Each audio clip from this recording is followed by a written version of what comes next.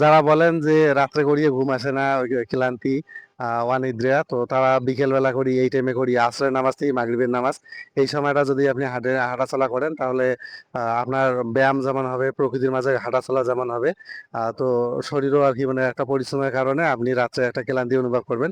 এই ক্লান্তি থেকে আপনার রাত্রে গভীর ঘুম হবে, এবং খাওয়া দাওয়া যেটা এটা আপনার ভালো হজম হবে। সকালে উঠে অনেক ফ্রেশ অনুভব করবেন। আমি প্রতিনিয়ত এই রুটিনটা ফলো করি। সকালবেলা আমি হাঁটাচলা করি, কিন্তু সকালবেলার তুলনায় আমি বিকেলবেলা এই যে এই সন্ধ্যার আগে আসরের নামাজ থেকে মাগরিবের নামাজ, এই টাইমটা আমার কাছে অনেক ভালো লাগে।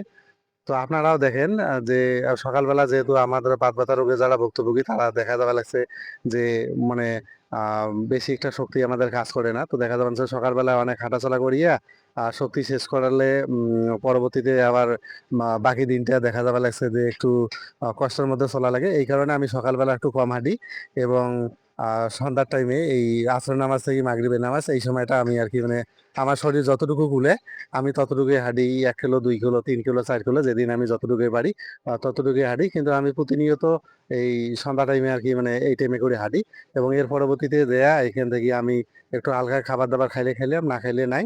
এবং আমার যদি কোনো নর্মাল কাজ থেকে করলাম করি, আমি 10টার মধ্যে ঘুমাই এবং আমার ঘুম ক্লিয়ার হয়। আপনারাও এই রুটিনটা ফলো করে দেখতে পারেন। ধন্যবাদ সবাইকে।